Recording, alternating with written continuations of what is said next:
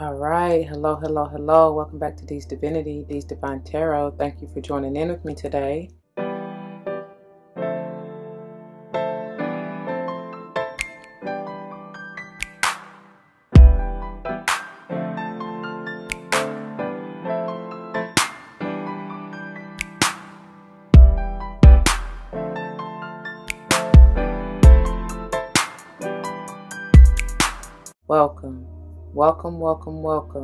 Welcome back to all the former subscribers and welcome to all the new subscribers.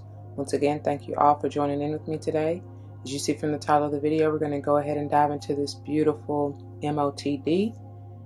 Before we do, it should go without saying, please do check the description box for any information that you may want or need to know. And if you have any questions, do not hesitate to let me know. As it states in the description box, these readings are intended to be timeless. Time and energy are fluid, meaning you could have already gone through this, you may currently be going through this, and or this may be a prophetic message to come if you decide to embrace and embody the energy or advice that Spirit has for you within the reading or readings. With all that being said, keep in mind that they are general. Not all may apply to you, and that's perfectly okay. Take what does, let the rest fly. It may be a message for someone else. I may not even be talking to you nor about you. I may be talking to or about someone to whom you're closely connected, friend, family, or foe. I do not know. Only you know your life, so use your free will and discernment to determine that. We also don't subscribe to gender roles over here. However, you will or may hear me say he and or she in reference to masculine and or feminine energies. We all have them both within us, so it really doesn't matter, but roles may be reversed. Flip-flop yourself as you need to. Whatever, y'all. Finally, I am big on numerology. Whether or not I call it out, but if and when I do, I intend for it to likely resonate with your life path number, the day and or month that you were born. Maybe even talking about the house that you want to pay particular attention to within your natal chart, and the energy may be flowing through that particular house or whatever. I don't know. Okay? I believe that is all. Let's get a quick word of prayer before we dive into this or go any further. To the Most High, Heavenly and Divine, angels, ancestors, spirit guides, I come to you saying thank you. Thank you, thank you, thank you. Thank you for this beautiful day and this opportunity. Thank you for allowing me to be a clear and open channel to bring forth the messages to the collective straight and clear, no chaser. Thank you for the gift of voice, of reason, of insight, of awareness, of clarity, of stability. Thank you for the tongue. Thank you for the blessings that are allowed to come through. As always, I pray that the message uplifts, enlightens, heals, protects, nurtures, and nourishes, and strengthens whatever the viewer may need, protects, if I didn't say that already. I pray that the message allows whoever is involved to ascend to the highest level. And I know you will see fit that it plays out for the utmost good. And for all these blessings, I come, ask, and give thanks yet again. Ashe, Ashe, Asheo. Alright, y'all. So we are utilizing the Starcodes Astro Oracle as well as the Light SEER'S Tarot. They have already been shuffled and blessed. So let's get into it. Alright. Alrighty. Let's see what we have for today. What are the messages that you have for the collective today, Spirit? Make it plain. Ooh, this one looking like it's wanting to shoot out. Wow. Pluto and rebirth. That's crazy because we are, at the time of filming, we are currently still in the energy of the full moon in Pisces, which is, I'm getting that I just heard undercover. Undercover brother. That may be, what is that? That's a movie, ain't it? I don't know, that might be somebody's favorite movie. But it's like whatever has been hidden is coming to light. It's coming to awareness, right? It's like this enlightenment energy. This is definitely Scorpionic energy because Pluto rules Scorpio, and especially talking about that rebirth. But for whatever reason, I heard Pisces immediately.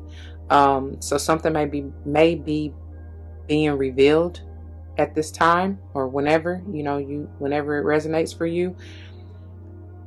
Something is changing as well with that Scorpionic energy. That is the death, rebirth, change. That's all one and the same. Those are all synonyms for one another. With this 27 potentially being a 9, it is time. That's what I always get with that 9 energy. I'm even hearing sage. Maybe something to do with your 9th house, 2nd, 7th, or 9th house. You may have been born in February, July, or what is that, September? on the 2nd, 7th, or even 9th or 27th, with whatever. I just heard entanglements. This may have been something you have been going round and round and round about, or found yourself entangled within, and it's time to release yourself. It's time to do something new, do something different, and that may be what is coming to the surface. All right, stick a fork in it. Call it done. That's what I'm hearing. I don't know. Somebody needed, it's a temperature check or something like that, gauge or something. You may be barbecuing. That's random. But if you recently did, or did some skewers or whatever, there's something in here for you. I don't know, y'all, child. But whatever it is done, especially with that 29. See, that's something for somebody. Maybe been born on the 29th or even 11th. Who was that, Aquarius? Yeah, I don't know. So you very well may have something to do with Pisces, Scorpio, or Aquarius, or you have this heavily aspected within your chart. No idea. We're gonna get into it. Bottom of the deck. Ooh, symbiosis, working together. That's what I'm saying. You definitely have to. This is collaborative effort. This is bringing. I just heard something to the forefront, and then I heard fruits of the labor, but it's like a combination therein. Something, I do see something or someone trying to build, right? Or being built. Trying and sextile. I'm not really sure about the aspects and all that, y'all. That's why I'm loving using this deck, because I'm learning, right? So I do feel like there's obviously multiple energies, and these are birds, I want to say, which giving me air sign energy. So you may be dealing with an air sign or have it heavy in your chart. Libra, Gemini, Aquarius. I just mentioned Aquarius, so Aquarius strong. The 52 potentially being a 7 is going back to the 7th house for me. Again, it could be 2nd, 5th, or even 7th houses. So who was that? Taurus. Who was 5th? Leo. And then Libra, right?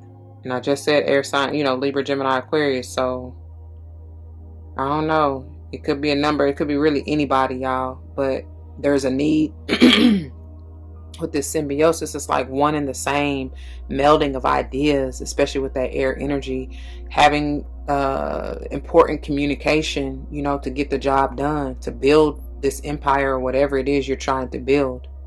Okay. Yeah, it's definitely like a community working together type of vibe. All right, let's see, what is this? Tell me more about this Pluto and the rebirth. What's being reborn? Thank you. Oh, getting rid of them addictions, getting rid of the codependency. You've learned lessons now. May have something to do with the Capricorn heavy. Not being mentally plagued. Y'all see that homeboy, homegirl down here in the corner being the devil's puppet? Understanding that you really have control. You have control over your thoughts, over your actions. They say the devil's mind.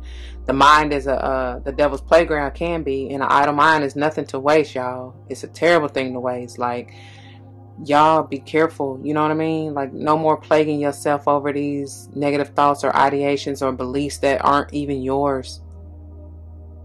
No more falling victim. I just heard victim mentality, so no more of that. Coming up out of, like I said, the codependencies, you know, that low vibe energy. This is also bringing me 15 and or 6 may be important number for you, but this is also bringing me that Saturnian energy.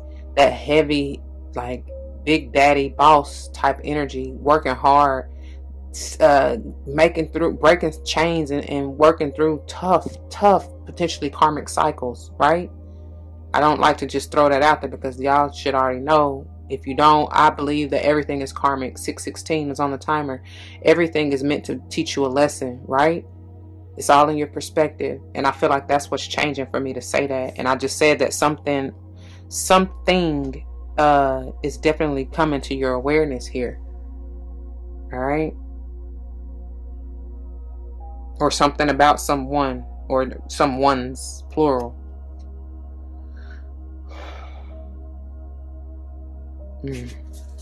Currently, see, maybe it's Scorpio. And it's like, don't resist it with the Tower in reverse. It's like, it's ready or not, here I come, you can't hide. The divine is trying to really change you. I'm telling you. Don't resist it. 16 or 7, that's 7 keep coming up. That's like what, 3 7s now? 777, that is the number and energy of manifestation, which ultimately is a 21. And that's the world energy. So it's like, it is done. Wrap this up. Complete this. It's time to begin something new. They're telling you with this rebirth. It's time. It is time, baby. It is time. Okay, let me go ahead and get into the readings of these Astro codes. And we'll begin with 27, Pluto in rebirth. Pages 70 and 71. Look at that. Them doggone 7s, boy. Oh, y'all better do something with that energy. Pluto, rebirth. It says, Pluto is the modern ruler of Scorpio and is a powerful planetoid that takes 248 years to traverse the zodiac. Pluto in Chiron. Is that how you spell Chiron? I don't think that's how you spell Chiron. Chiron. Anyway, the largest of its 5 moons circle each other and create a binary system. Most myths connected to Pluto, god of the underworld, have 2 major characters: the one who descends into the underworld to return reborn, and the one who either sends souls down to the underworld or greets them on arrival. From Pluto and Proserpina to Seth and Osiris and Inanna and how do you say this name? Ereshkigal? I don't know. Both sides of these myths, the use, and they're also bringing me Persephone and Demeter. I feel like Proserpina is Persephone. Anyway, they're all one and the same myths or stories. So the use and abuse of power and the willingness to be reborn again into their empowered divine self describe Pluto's influence. Pluto was also lord of mining, retrieving valuables from deep within the earth. This, y'all, is even giving me, I know they're talking about the myths and the stories, but y'all also got to understand that these myths and stories are essentially metaphors and like guidance of things to do or ways to move in your own life. Okay, so basically what I'm getting to is that it's talking about the need from time to time, especially as we continue to grow and evolve, the need to, you got to go down into the deep, deep, dark depths within your soul, to the underworld essentially of your own soul, and release, remove, and get rid of things that are no longer serving you, that may be anchoring and weighing you down and keeping you stuck in potential codependencies or low vibe energy. You understand what I mean? And that takes some time and a lot of work. That's why that Saturnian energy was coming through, because that is who rules Capricorn. All right. Anyway, action. It says Pluto calls for 3 actions. First, to dig deep. Listen at this. I didn't even see this. First, to dig deep. Second, to be willing to transform. And third, to use power wisely. Pluto calls you to drill down, dig deep what is worthy and bring it to the surface. Then rinse away the dirt and uncover the gold. Bring up riches whenever you dig deep into your soul's work. I can't make it up. Notice obsessions and that's exactly, thank you, Spirit. I love when y'all do that. They make it plain. They put it to you like it's meant to be. It says, notice obsessions and neuroses. These signs of stress must be listened to and healed, but don't allow them to control you. Like I said, Pluto reminds you that you can't hold on to the past, but you can take care of yourself. To begin this work, you may have to let go of an old form, as a caterpillar must to become a butterfly. Mourn what you've left behind, then get curious about what is about to arrive. That new, this beautiful symbiosis, if you allow. Because this is really what's going on, you know what I'm saying, behind the scenes, subconsciously, whatever. You know what I mean? This is the real deal, Holyfield, the overall underall energy. All right? So, it says, examine the power dynamics of this situation. Neither give yours away nor misuse your power over others. I'm telling you. Step out of a power struggle and into self-empowerment. The challenge. Pluto's shadow side can bring up obsession, depression, mortality, and grief. Pluto plays hardball, so get a guide for this realm if needed. All right? And then the spiritual gift. Pluto asks you, in the face of life and death, why are you here? This isn't a theoretical question. Or, rhetorical. Either way. It isn't a rhetorical question. It says strip down to the essentials and come back to what really matters to find the answer. All right. Moving on to trine, sextile, and symbiosis. The number 52 pages, and this comes under supportive aspects, by the way, the category. So this is beautiful. Pages 120 and 121, powerful.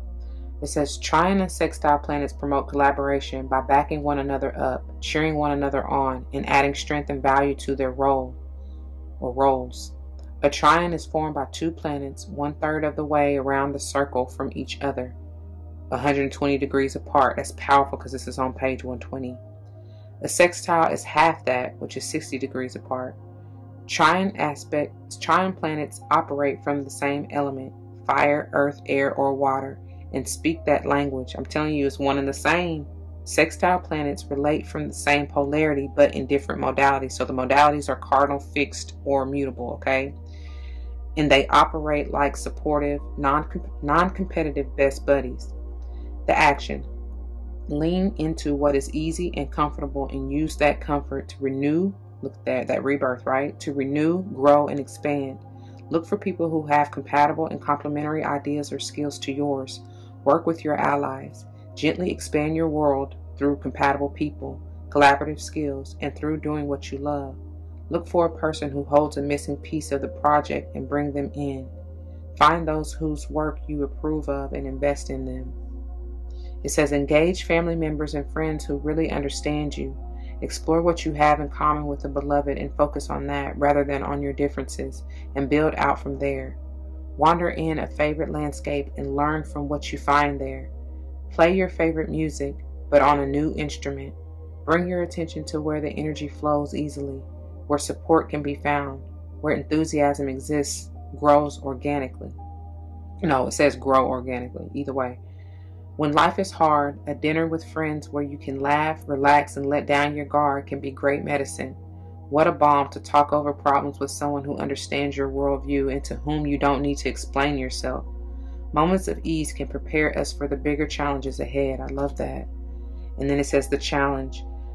And I'm assuming when the card is in reverse, if it comes out in reverse, this is more so highly aspected, but I like to read through it all so you get an understanding of the whole energy and totality, okay? But the challenge. The path of least resistance can be both delightful and limiting. Don't get stuck in a comfortable rut, okay? And then the gift. Lift one another up and grow.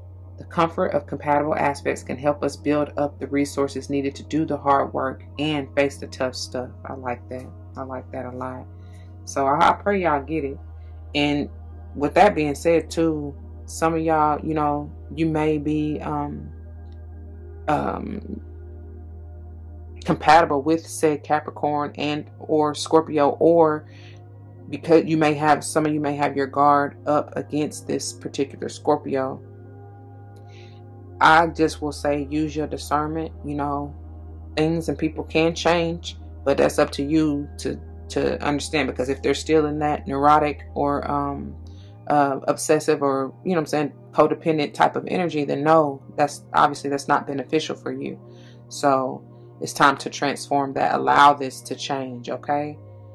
That's what I got, and I'm going to leave it there. I pray that it resonates with you. If it does, you know what to do. For those of you who are new, that means comment your testimonies down below. You never know how this may help someone grow, especially including yourselves, and I pray that's what you're here for. Whether or not someone comes to mind, please do like, share, comment, and subscribe if you haven't already. Thank you so very much for doing so. If you want to join me for another day, you can check the link in the description box below. I pray to see you there. I love you. I love you. I love you. Please take care, y'all. Do not forget your love and light. It truly makes everything all right. Deuces.